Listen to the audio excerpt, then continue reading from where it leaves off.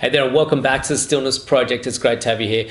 You know, I usually have this set of rules or guidelines about my daily routine that I have in place because I know when I follow those guidelines, life flows beautifully, effortlessly, successfully.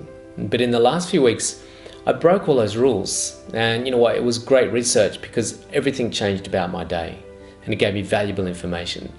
This was a great reminder about why I put those rules or guidelines in the first place. You know, you get those times when you feel overwhelmed or that you just have so much to do, you're not sure where you're going to get the time to do it all. I'm sure you can relate. Or that things just aren't flowing and there was friction and tension in your life and everything's difficult. It's easy to get pulled into that whole doingness of life. And for that reason, we put aside very little time for the beingness. So what is beingness? It's simply being present in your inner stillness, in your calm. Not needing identity or definition from your results. It's a deep comfortability in knowing that everything is going to turn out just right and that right here, right now is perfect. This is a very subtle experience and it's easy to ignore because the success of our results overwhelms the subtlety of this beingness.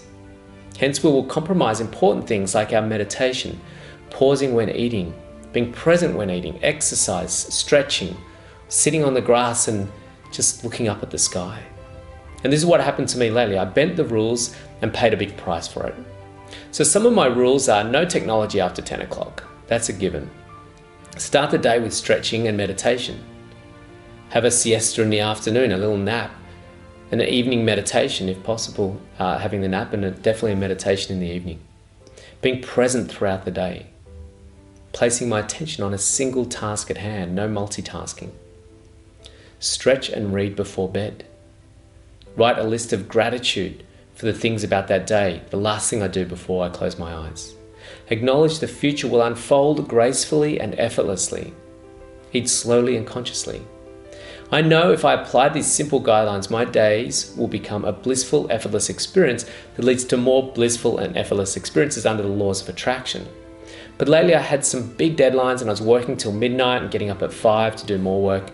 I skipped my morning routines. I ate food as if it was getting in the way of my being. And I was multitasking, like driving and checking my phone at traffic lights. And I allowed my mind to project forward into what-if scenarios. What happened was a series of quite comical events. Firstly, small things like stubbing my toe. You know, this is a sign of not being present. Not sleeping well. To eventually things like technological failures and things just not working out, running over, missing meeting times and having an overstimulated mind that starts to drift towards negative forecasting. And all of this continues to snowball as we get more and more attached to our outcomes, finding those outcomes not being met, and it just sort of gradually descends into a chaos. Now, when we entertain neediness into our life, it totally changes the outcomes of your day. Sure, we need to perform action, but when you perform action from that place of peace and calm, then the results of your actions will be very, very different. There's a Sanskrit saying you might have heard me say, Yogastha Kuru Kamani, which means established in being, perform action. If there is friction in your life, if things aren't effortless, then ask yourself, what's going on? Are you coming from a place of lack? Are you coming from a place of need? When you do, life will be timeless in the bliss of the present moment. Needless to say, after my research was complete, I returned back to my rules, my beautiful meditations in the morning, and life started to flow. I started to become more present in the now, and it became a simple, gentle, seamless experience again, where I was attracting success, I was attracting great things. So it's very easy for us to get pulled into the story of life, get pulled into the doing. But if we stick by our guidelines and incorporate certain strategies and structures to maintain a sense of calm, fulfillment, and blissfulness, then we'll find that life will become a much more fluid experience and we'll be in the flow and we'll attract great things.